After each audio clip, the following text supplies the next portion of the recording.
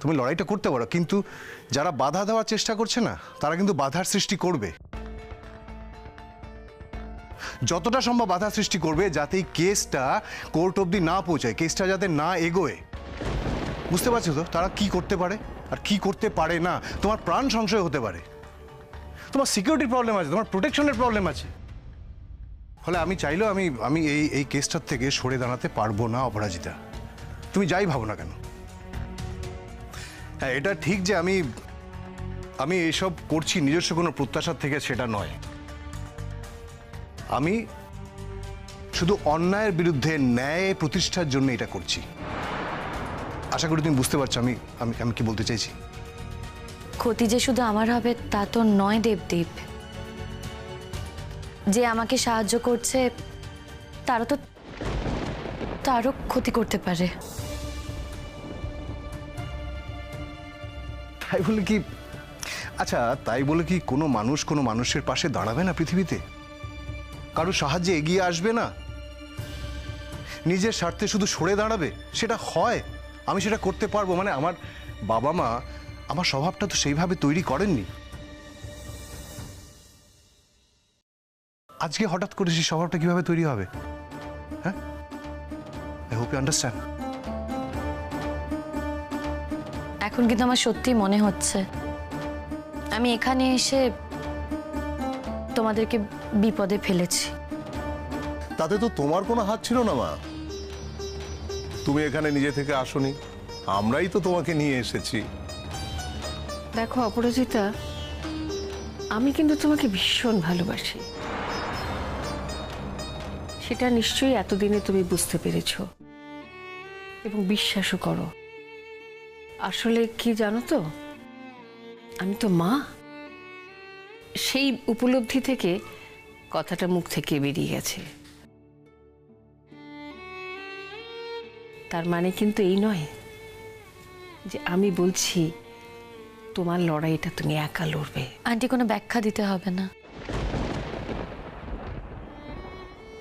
আমি তো এতদিন এখানে আছি, আমি তো আপনাদের চিনি,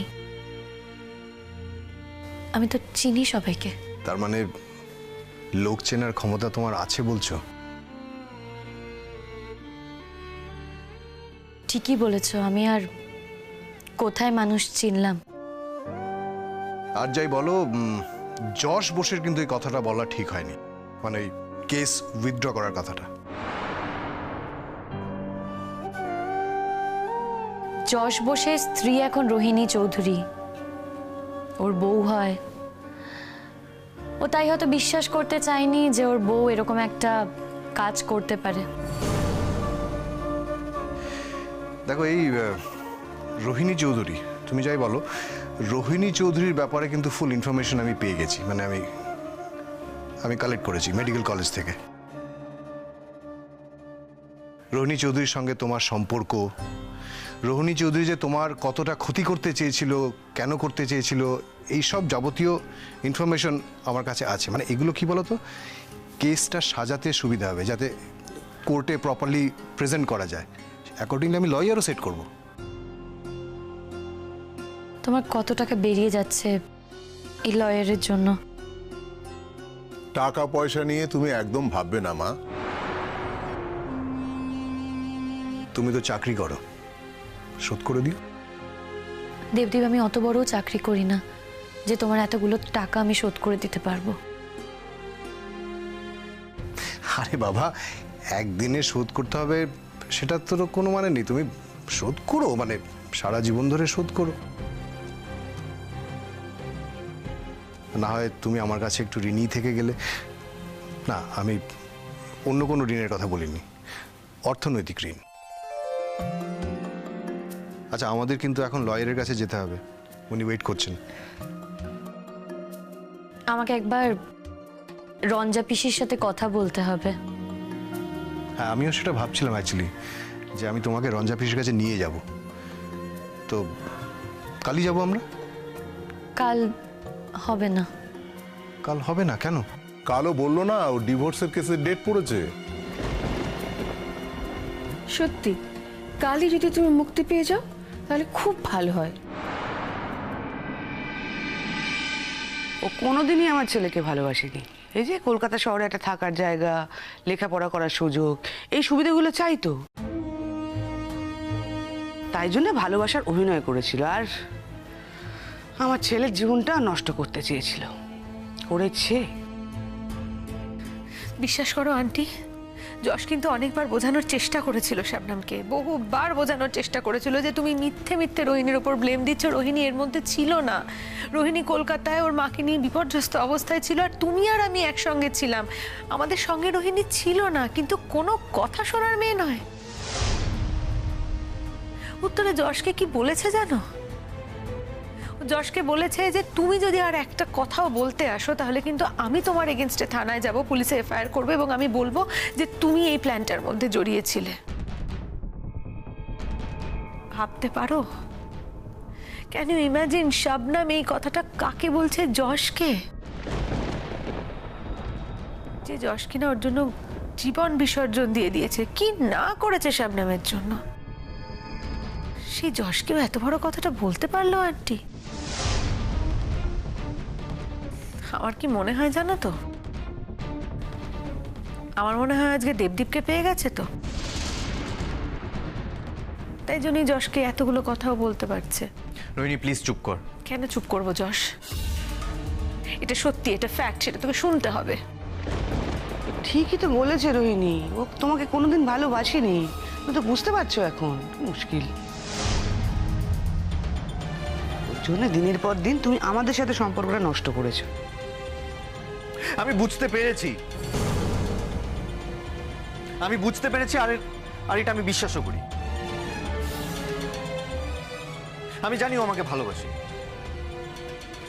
ও আমাকে কোনোদিনও ভালোবাসেনি। সারা জীবন আমাকে ব্যবহার করেছে, ও আমাকে সিঁড়ি করেছে ওপরে ওঠার জন্য। একই কথা কেন বলছো বলো তো তোমরা বারবার?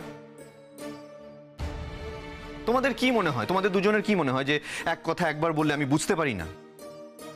অনেক মনের দুঃখে আমি কথাগুলো বলছি, কিন্তু আর যদি রোহিণীর জেল হয়ে যায়, এই মেয়েটার জীবনটা তো নষ্ট হবেই। তোমার জীবনটা, তোমার সংসারটা, সবটা তো এলোমেলো হয়ে যাবে। ও তো চাইছে এটাই দেখতে তুমি সাফার করো। বুঝতে পারছো না? বুঝতে পেরে এখন আর আমি কি করব মা বলো তো? কি করবো এখন? আর কি করার আছে? দেখো, আইনের পথে চলবে। আমার যত সোর্স আছে, আমার যত চেনা পরিচিতি আছে, আমি সব লাগিয়ে দেবো, আমার সব ক্ষমতা লাগিয়ে দেবো ওকে বেল পাওয়ানোর জন্য। আমি শবনমকে অলরেডি একবার রিকোয়েস্ট করেছি যাতে কেসটা উইথড্র করে নেয়। আর শোন, প্রয়োজন হলে আমি ওকে আরো আরেকবার রিকোয়েস্ট করবো। এর থেকে বেশি তো আমি আর কিছু করতে পারবো না। যশ, তোর মনে হয় ও তোর কথা শুনবে? আরে শুনবে না, আমি তো এতটুকু চেষ্টা করতেই পারি। এর থেকে বেশি আমি আর কিছু বলতে পারবো না ওকে। আমার না সত্যি খুব ভয় করছে। আমার একটা মাত্র ছেলে, তার জীবনে এরকম একটা ঘটনা ঘটবে। কতবার বারণ করেছিলাম আমি তোমাকে। যাকে যা হওয়ার তা তো হয়ে গেছে, ভুল হয়ে গেছে। শুধু একটা কথাই আমি বুঝে পাচ্ছি না, দেবদীপের মধ্যে কি এমন দেখলো বলো তো আন্টি, যেটা যশের মধ্যে নেই?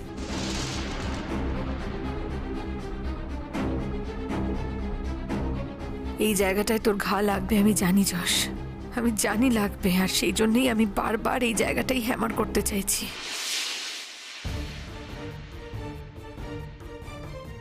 দেখেছে ছেলে বিদেশে থাকে, টাকা পয়সা আছে, ওর যা যা সুবিধা নেওয়ার তো হয়ে গেছে, ভবিষ্যতেও নেবে। এখানেই তো প্রমাণ। একটা মেয়ে আমার ছেলেকে ছেড়ে চলে গেল সুবিধা টুবিধা পেয়ে, আর একটা মেয়ে আমার ছেলের পাশে রইল এবং পাশে থাকবে সারা জীবন। রোহিণীকে আমি চিনি তো। এবার বুঝতে পারছো তো তুমি রোহিণী কিরকম মেয়ে আর শবনম কিরকম মেয়ে? আর তুমি ওর সাথে কি খারাপ ব্যবহারটাই না করতে, তাতে আমার নিজের খুব রাগ হতো, আমার সব কিছু গন্ডগোল হয়ে যেত, গুলিয়ে ফেলতাম। আর কিরকম মেয়ে দেখো, এ বাড়ির মানুষগুলোকেও ভুলিয়ে রেখেছে, এখনো রোহিণীকে মানতে পারছে না। না, আমি জানি তো, আমি জানি আমাকে মন থেকে কেউ মেনে নিতে পারেনি, এবারের কেউ না। সেদিনও পারেনি আন্টি, আজও পারেনি। কিন্তু তাই বলে তুমি বলতে পারবে যশ বলতে পারবে আমি এবারের একজন মেম্বারের সঙ্গেও খারাপ ব্যবহার করেছি। আমি প্রত্যেকের সঙ্গে ভালো করে কথা বলি, ভালো ব্যবহার করি, এবং আমি কিন্তু সবাইকে নিয়ে একসঙ্গে থাকতে চাই। নাহলে আমি চাইলে পারতাম না যশকে নিয়ে আলাদা চলে যেতে? আমি যদি যশকে বলতাম, ওকে আমাকে না বলতো? জিজ্ঞেস করো ওকে, তুই বল, বলেছি কোনোদিন তোকে? কি হলো, চুপ করে আছো? কিছু না মা। আমি বুঝতে পারছি শাবনামের এই ব্যবহারটা না ও কোনোভাবেই মেনে নিতে পারছে না। ওর ভিতরে কতটা কষ্ট হচ্ছে বলো তো? খুব স্বাভাবিক কথা নয় কি সেটা আন্টি? আমার নিজের যদি এতটা খারাপ লেগে থাকে, তাহলে যশের কতটা খারাপ লাগছে তুমি বুঝতে পারছো? যশ নিজেও তো সবটা বুঝতে পারছে না কি? হ্যাঁ, বুঝতে পারছি। আমি বুঝতে পারছি। আমি হারে হারে এটা বুঝতে পারছি।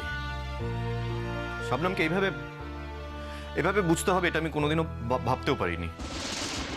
কাল তোমার কেসের হিয়ারিং এর ডেট পড়েছে। হ্যাঁ, আমি যাব তোমার সঙ্গে। প্লিজ না, এটাতে আমাকে একাই যেতে হবে। কেন? ওরা মাইন্ড করবে বলে? ওরা মাইন্ড করলে তোমার কি এসে যায়? অপরাজিতা, আমি তো তোমাকে বলেছি এখন এই মুহূর্তে আমি কোথাও তোমাকে একা ছাড়তে পারবো না। তোমার যে কোনো রকমের বিপদ হতে পারে। বলছিলাম কি বাবু, তুই কিন্তু ওকে একটা গাড়ি দিয়ে পাঠাতে পারিস। না, আমি থাকবো ওর সঙ্গে। দেখো, তোমার হিয়ারিং এর মধ্যে তো আমি ওখানে থাকতে পারবো না, ভেতরে ঢুকতে পারবো না। আমি বাইরে ওয়েট করবো, গাড়িতে ওয়েট করবো। দেখো, আমার সামনে তোমাকে কেউ ইনসাল্ট করবে সেটা কিন্তু আমার ভালো লাগবে না। দেখো, তাই বলে তো আমি হাত পা গুটিয়ে বসে থাকতে পারি না। তোমার যদি কোনো ক্ষতি হয়ে যায় তাহলে কিন্তু আমার 10 গুণ বেশি খারাপ লাগবে, সেটা আমি মেনে নেবো না, তাই না? দেখো অপরাজিতা, এ নিয়ে আর তুমি তর্ক করো না প্লিজ। আমি তোমার অনেক কথা শুনেছি, আগের সব কথাগুলো তোমার শুনেছি। তুমি যখন বলেছো যে তোমার জীবনের সঙ্গে আমার জীবন যাতে না জড়ানো হয়, আমি সেটা জড়াইনি। মানে আমি সেটা নিয়ে তোমাকে রিকোয়েস্টও করিনি, আর করবো না কোনোদিন। কিন্তু এই ব্যাপারে তুমি আমাকে আর কিছু বলো না। কিন্তু তাই বলে তুমি তোমার প্রোটেকশন, তোমার সিকিউরিটির ব্যাপারে কিছু বলবে, সেটা কিন্তু আমি মেনে নিতে পারবো না। প্রোটেকশনের কি আছে? কোর্টের ভেতর কি হবে আমার? কোর্টের ভেতর কি হবে মানে? তুমি কোর্ট অবধি কি উড়ে যাবে, তাই না? গাড়িতেই তো যাবো। এক্স্যাক্টলি, অসুবিধাটা কোথায়? আমি রাস্তায় যদি কিছু হয়, হতে পারে তো। কিছু হবে না দেবদেব, আমি গাড়িতে যাব। আহা, বলছে যখন ও যাবে, যাক না। আর দরকার হলে আমিও যেতে পারি। না না বাবা, দেখো আমি আছি যেহেতু তোমার যাওয়ার দরকার নেই। আমি না থাকলে তুমি যেতে, সেটা কোনো অসুবিধা ছিল না। দেখো, অপরাজিতা যে মৌচাকে ঢিল মেরেছে না, সেই মৌমাছিরা এখন ঝাঁকে ঝাঁকে ঘুরে বেড়াচ্ছে ওকে আক্রমণ করার জন্য। সুযোগ পেলেই ওকে আক্রমণ করবে, ও আক্রান্ত হবে। আর আমি তো সেই সুযোগটা দেব না, কখনোই দেব না। ও ব্যাপারটার গুরুত্ব বুঝতে পারছে না। ও বুঝতে পারছে না যে একবার যখন সমুদ্রে ওকে অ্যাটাক করেছিল, তার মানে ওকে সমতলও অ্যাটাক করতে পারে যে কোনো মুহূর্তে। হ্যাঁ, দেখো, একবার যদি কিছু হয়ে যায় না, তাহলে আর কিছু করার থাকবে না। আচ্ছা দেবদীপ, তুমি সবসময় আমাকে বাঁচাতে পারবে?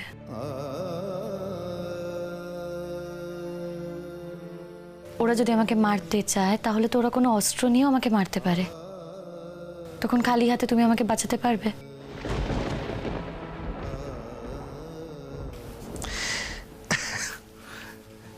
আমার উপর তোমার ভরসাটা দেখে একেবারেই জিরো। দেখো, আমি ভগবানের কাছে প্রার্থনা করব যাতে এরম কোনো সিচুয়েশন না আসে যেখানে আমার তোমাকে বাঁচাতে হতে পারে।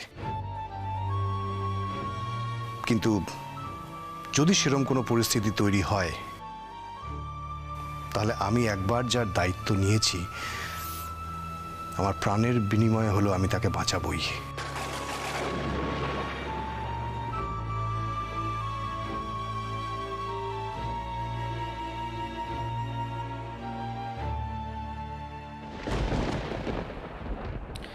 এখন যত তাড়াতাড়ি সম্ভব বিপদ থেকে যেন উদ্ধার পাও সেই ব্যবস্থা করো। রোহিণীর জেলটাও চাই, সেটা তো বুঝতে পারছো। মা, আমার প্রাণ থাকতে, আমি বেঁচে থাকতে রোহিণীর কেউ কোনো ক্ষতি করতে পারবে না। রোহিণীর যদি এক চুলো ক্ষতি হয়, তার থেকে অনেক বড় ক্ষতি হয়ে যাবে ওর, এটাও ভাবতেও পারছে না। যশ প্লিজ না, তুই এর মধ্যে ঢুকিস না। Rohini, you are my wife now, you are my responsibility. তো সমস্ত দায় দায়িত্ব আমার, বাকি বোঝাপড়াটা আমি বুঝে নেব। কিন্তু ও তো থানায় গেছে, কেস করেছে। করুক না কেস মা, শি ইজ মোস্ট ওয়েলকাম। আমি দেখতে চাই ও কি করে এটা প্রমাণ করবে যে রোহিণী লোক লাগিয়ে ওকে মেরে ফেলতে চেয়েছে। পুলিশ কমপ্লেন করা, পুলিশকে কমপ্লেন করেছে তো ওকে ছেড়ে দেবো নাকি এমনি এমনি? আর রোহিণী, তুই ভয় পাচ্ছিস কেন রে? তুই তো কিছু করিসনি, তাহলে ভয় কিসের? আর আমাকে নিয়ে তোমরা প্লিজ ভয় করো না, আমাকে কিচ্ছু করতে পারবে না ও। দেখো, যে ঘটনাটা ঘটেছে ইট ওয়াজ অ্যান অ্যাক্সিডেন্ট, এটাকেই ও এনক্যাশ করতে চাইছে, দ্যাটস ইট। রোহিণীর মায়ের সাংঘাতিক অবস্থা তখন, হ্যাঁ সাংঘাতিক অবস্থা। ওর মাকে নিয়ে ভাবা ছাড়া অন্য কিছু ভাবার মতন সময় ছিল না। I am thankful to god, seriously I am thankful to god যে এই ঘটনাটা ঘটেছে। আজকে এই ঘটনাটা ঘটেছে বলেই কিন্তু আমি রোহিণীকে চিনতে পারলাম, আমি জানতে পারলাম, বুঝতে পারলাম রোহিণী কি ধরনের মানুষ। তা না হলে হয়তো আমি সারা জীবন রোহিণীর প্রতি একটা ভুল ধারণা নিয়ে বাঁচতাম। অন্তত এই কারণে আমি শবনমকে ধন্যবাদ জানাচ্ছি। আর বাকি যা হবে হোক, আমি বুঝে নেব সবটা।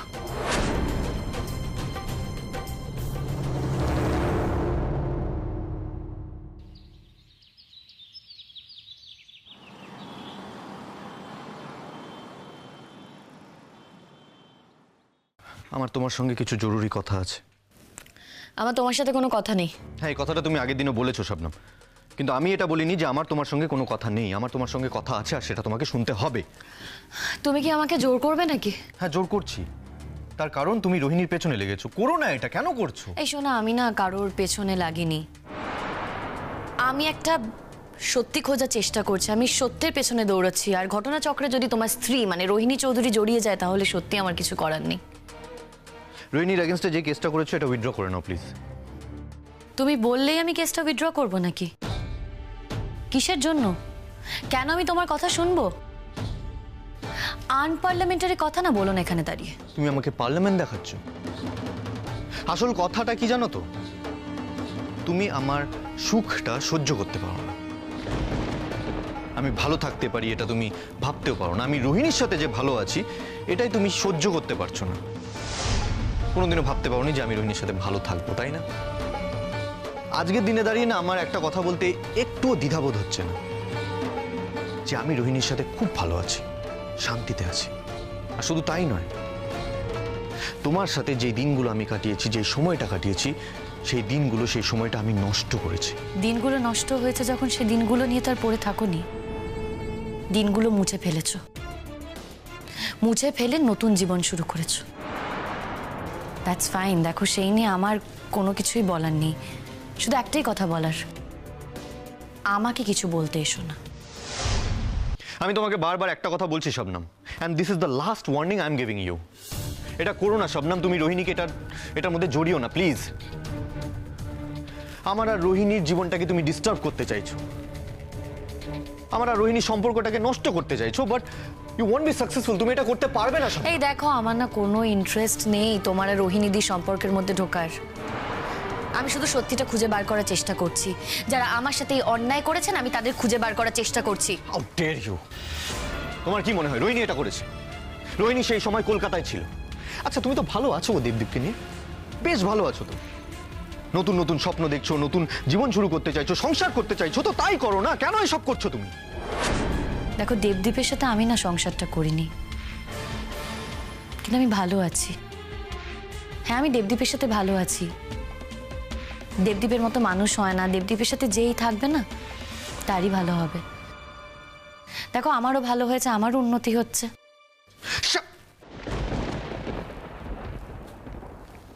Shut up. Just shut your mouth, Shabnam.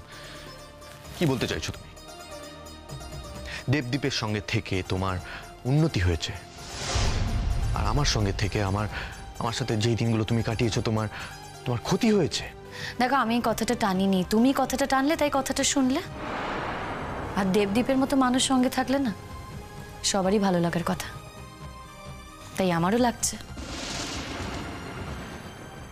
যশ, কি করছিস তুই এখানে? কেন এসছিস এখানে একা একা বল? তাই আমি ভাবছি কোথাও কেন তোকে খুঁজে পাচ্ছি না। তোকে বলেছি তো তুই একা একা কোথাও যাবি না এখন, তুই আমায় ছাড়া কোথাও যাবি না, বলেছি তো তোকে। এমনিতেই তো আমাদের এত দুঃসময় যাচ্ছে, একটা ব্যাড ফেজের মধ্যে দিয়ে যাচ্ছি আমরা, দেখছিস তো। বিনা দোষে মিথ্যে করে আমাকে ফাঁসানো হচ্ছে। কালকে যে তোকে ফাঁসিয়ে দেবে না, তোকে জড়াবে না, এর কোনো গ্যারান্টি আছে? আমারও সেই বক্তব্য। একটু বোঝাও না তোমার হাজবেন্ডকে, একটু সাবধান করো। দেখো, আমি কি করব না সবকিছু যদি ও ঠিক করে দেয়, আমাকে যদি বারবার বোঝানোর চেষ্টা করে, আমি তো ওর কথা মতো চলবো না, সেটা তুমি খুব ভালো করেই বুঝতে পারছো। তাই এবার না আমি বাধ্য হব ওর নামে কমপ্লেন করতে। এই কথাটা আমি কাল বলেছি, আজও একই কথা বলছি।